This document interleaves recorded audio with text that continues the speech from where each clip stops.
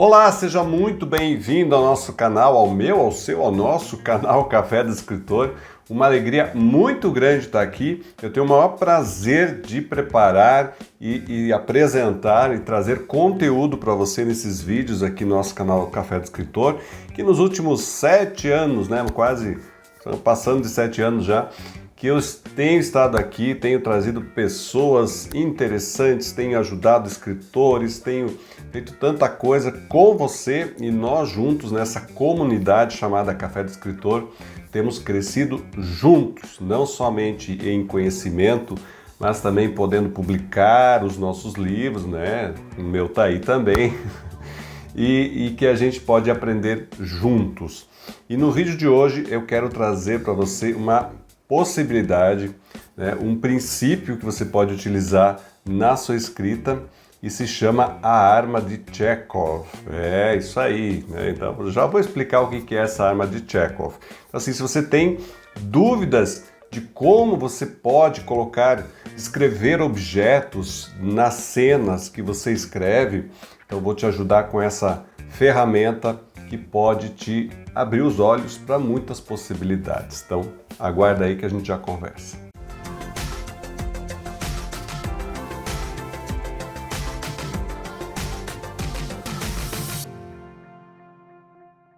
E olha só, os escritores sempre me perguntam isso, quando eu faço leitura crítica ou mentoria, como é que eu descrevo os objetos, as cenas que estão nas cenas, como é que eu falo desses objetos, eu tenho que dar mais ênfase, eu tenho que ser muito detalhista, como é que funciona isso? E eu vou te apresentar essa arma de Chekhov, que eu já vou explicar com mais detalhes, que é uma possibilidade de você estar consciente daquilo que você vai incluir. Não é uma arma de verdade, é somente um conceito de como você pode incluir, como eu falava, esses objetos, essa descrição de cena dentro das cenas do seu escrito, do seu conto, do seu romance, enfim, o que você estiver escrevendo de escrita criativa, não importa. Então vamos lá, vamos entender quem que é esse tal de Chekhov e por que que essa tal de arma de Chekhov é tão relevante. Então, Chekhov, nascido Anton Pavlovich Chekhov, foi um médico e autor, dramaturgo russo que nasceu em 1860 e morreu em 1904. Como eu já falei, ele era médico e ele exerceu a medicina durante a vida toda dele. Não foi uma vida tão longa, 40 e poucos anos, 44 anos, mas ele exerceu a medicina e a escrita ao mesmo tempo. Então ele é autor principalmente conhecido pelos contos deles. Eu recomendo você pesquisar um pouco mais, ler os contos deles, que são muito bons. E ele costumava dizer o seguinte sobre a literatura: a medicina é minha legítima esposa e a literatura é minha amante. E ele conviveu com essas duas profissões. É também uma lição pra gente. Muita gente pergunta, posso largar todo o meu emprego e simplesmente viver de literatura? Pode tentar, mas é difícil.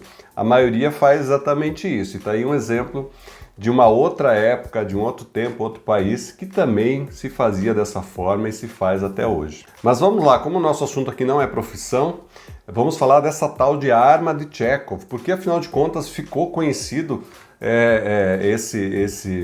essa possibilidade, esse conceito ficou conhecido com este nome. Bom, isso é atribuído a uma frase que o Chekhov pronunciou mais ou menos na década de 1880. Ele teria dito o seguinte: se no primeiro ato você pendurou uma pistola na parede, uma arma qualquer, então no seguinte ato ela deve ser disparada. Caso contrário, não coloque ela lá. Tá? Então, se você colocou uma arma, apareceu uma arma na tua narrativa, em algum momento ela tem que ser disparada, porque senão não coloca, não tem motivo de colocar. Parece uma coisa boba, parece uma coisa simples, mas esse conceito, ele é utilizado até hoje. Essa frase, até tem o nome da pessoa que anotou essa frase, Ilya Gurlian, foi a pessoa que ouviu essa frase, anotou. E isso é repetido até hoje nos muitos cursos de escrita criativa, oficinas e tudo mais, como um conceito que pode ser levado em consideração na hora que você está escrevendo. Isso aí ao longo do tempo passou por arma, por rifle, tem outra versão com rifle, mas é basicamente dizer o seguinte: se você colocou um elemento um elemento de destaque na tua narrativa, em algum momento ele tem que ser utilizado, senão não teria motivo de estar lá. É basicamente isso. Porque assim, do contrário, se esse elemento não tiver um uso, o autor teria criado uma promessa que ele não cumpriu e pode deixar o leitor confuso. Então assim, a arma de Chekhov é um conceito literário, não é um recurso dramático, não é alguma coisa que você vai falar assim, bom, agora cheguei numa parte que vou ter que usar a arma de Chekhov. Não, você vai escrever e aí você vai, na tua reescrita, na tua leitura, você vai perceber, puxa, será que aquele automóvel verde que eu descrevi lá, será que ele é realmente relevante? Então tem que ver se isso faz sentido, se você não vai confundir em vez de ajudar o seu leitor. Quer um exemplo de arma de Chekhov no cinema? Vou falar do cinema, que às vezes a gente tem mais na memória. Pega um filme do James Bond, quando eles estão se preparando para alguma missão, ele está sendo apresentado ao que ele tem que resolver, e apresenta uma pasta para ele, cheio de pequenos objetos que vão ajudá-lo na missão. Então ali tem, sei lá, um isqueiro que explode, vai ter uma caneta que solta dardos, coisas desse tipo. Então você imagina que em algum momento ele vai fazer uso daquilo, senão não teria motivo de apresentar esses elementos, né, que estão em cena. Não faria sentido, porque criaria uma expectativa no leitor, ou em quem está assistindo o filme, criaria uma expectativa que não seria cumprida. E aí a gente culpa o autor, poxa, você prometeu usar isso aqui e eu fiquei esperando até o final e não realizou, né? Então é isso que a gente não quer. Então qual que é a lição por trás dessa arma de Chekhov? É que o texto ele precisa ser coeso. Se você colocou um elemento lá, ele teria que ter algum sentido, não faria sentido estar alguma coisa lá simplesmente por estar. Mas calma aí, não é bem assim também. Vamos supor que você, na sua narrativa, você fala, olha, tinha carros na rua. Ok, esses carros, supõe-se que numa rua tenha carros. Então, assim, o fato de você mencionar que existia carros não é um problema. Você não vai precisar dar destaque para um desses carros só porque você mencionou que existia carros. Porque numa cidade tem tudo isso que a gente já sabe, né, de antemão. Você não precisa dizer qualquer coisa.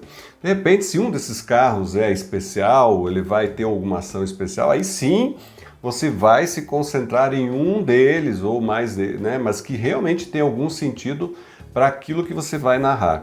Mas não é assim também que você não pode citar nada, porque tudo vai ser agora problema na hora de dar falsas promessas para o teu leitor. Então a chave é a coesão, né? Como eu já falei antes, você pode escrever qualquer objeto, mas você vai focar aqueles que têm destaque por algum motivo. Um item tem significado na sua história quando você apresenta ele com um significado dramático para o seu leitor. E tem 3 maneiras de você dar esse significado dramático. O primeiro deles é mostrar um objeto que tem significado inerente. Por exemplo, a questão da arma, se você mostra que o teu personagem saiu armado, é sinal que sim, vai ter alguma coisa muito próprio, pode ter um tiroteio, ele pode ser atacado, ele pode ter que se defender, porque armas são objetos muito fortes em qualquer cenário, em qualquer escrita, em qualquer momento, são objetos que chamam muito a atenção. Então ele não iria sair armado à toa, né? Tem um motivo para isso, ou ele quer se defender, ele está com medo e assim por diante. Então tem o seu significado inerente. Uma arma tem um grande significado e assim outras coisas também que chamam muita atenção. O segundo ponto é a maneira como você descreve um objeto. Por exemplo, uma aliança de casamento é só uma aliança de casamento. Agora, se você der importância para essa aliança, se você começar a descrevê-la por algum motivo e o leitor vai ficar, puxa, mas por que ele está descrevendo? Tem alguma coisa aí. Então você já foca, né? Como se botasse uma luz em cima desse objeto e o leitor já começa a ficar preparado que esse é um objeto importante, preciso prestar atenção o que vai acontecer com essa aliança. Então, essa descrição concentrada vai fazer dele um objeto dramático de destaque. E uma outra forma de dar destaque é justamente pegar um objeto comum, mas mudar ele de contexto. Vamos supor que esteja no meio da neve, frio, menos 10, 20 graus, e a mulher aparece com vestido de verão. Então, o leitor, o quê? Ué? Por quê? Você já está esperando uma explicação. Tem alguma coisa aí. Por que é que a mulher apareceu com vestido de verão num lugar tão frio? Então, deslocar algumas coisas vai chamar toda a atenção, vai mudar o foco desse objeto e você vai ter que dar conta dele de alguma forma. Tem uma expressão inglesa que chama arenque, em português, claro, chama arenque vermelho. É o peixe, né? O peixe é totalmente vermelho, então eles chamam isso de arenque vermelho. Para nós seriam pistas falsas, então são possibilidades que se usa muito em livros de mistério, em textos de mistério, que você coloca, se dá destaque para um objeto, mas ele só tem uma função: distrair o leitor. Então, por exemplo, você tem um assassino, você tem toda uma situação que precisa ser descoberta, mas você vai distrair com objetos, com coisas que chamam, né, justamente esses arenques vermelhos, que vão levar o teu leitor para outro lado. Você quer que ele olhe para o lado errado, você vai dar pistas totalmente falsas. Então, sim, né, também são casos de arma de Chekhov, mas eles têm um objetivo não de elucidar, eles têm o objetivo de confundir, de levar para outro lugar que não seja a resolução, mas também é uma possibilidade. Então, assim, alguns cuidados que você deve ter, né, para não interpretar essa arma de Chekhov totalmente literal. Tudo precisa ser explicado. Não. Pode criar um texto muito artificial, muito sem vida, uma coisa que simplesmente você vai mecanicamente tendo que falar de tudo, com medo de deixar alguma ponta solta. Então não, gente, você escreve do jeito que escrever. Depois na leitura, na releitura, você vai verificar se sim tem alguma coisa que precisa ser melhor tratada, ou está exagerada, ou está muito pouco, né? Então não fique preocupado na hora de escrever. Eu não quero que botar minhoca na sua cabeça. Talvez uma recomendação é que você use esse conselho somente para ver se você não está dando destaque demais a alguns objetos, algumas coisas dando destaque demais do que realmente teria que ter, né? Às vezes a pessoa fala, não, tanto de uma coisa, coloca tanto detalhe e não tem motivo de ser. Você poderia simplesmente fazer uma descrição mais genérica e não se concentrar tanto. Então, se aquilo não é importante, né, nem precisa se concentrar tanto. Bom, esse conceito, ele é aceito por todos os autores, nem todos, né? Tem autor que detesta, né? Não consegue nem pensar dessa forma. Um exemplo é o Ernest Hemingway. Ele, por exemplo, zombava desse conceito. Tanto é que no livro A Arte do Conto, ele criou um conto em que ele coloca dois personagens, ele apresenta dois personagens e esses personagens somem, né? Some e não acontece nada e ele não explica nada. Então ele fez de propósito para dizer que, olha, nem sempre precisa colocar isso. Então vai da cabeça dele, né? Mas ele admitia que se você coloca um elemento na sua narrativa, inevitavelmente o seu leitor vai se concentrar nele, vai tentar encontrar significados. Mas por que esse cara está aqui, né? Tem que ter alguma coisa. Ele vai ficar preocupado com isso e às vezes pode tirar o foco daquilo que você gostaria de manter o foco. Então, como eu falei, no caso dos mistérios, você quer realmente tirar o foco, você consegue. Mas se você quer manter o foco, então cuidado com os outros elementos que você vai colocar para não roubar a atenção de tudo. Então, meu amigo, minha amiga, agora que você conhece esse conceito da arma de Chekhov, você pode resolver utilizá-lo ou não, mas você pelo menos conhece. Eu sempre digo, você pode quebrar uma regra desde que conheça ela.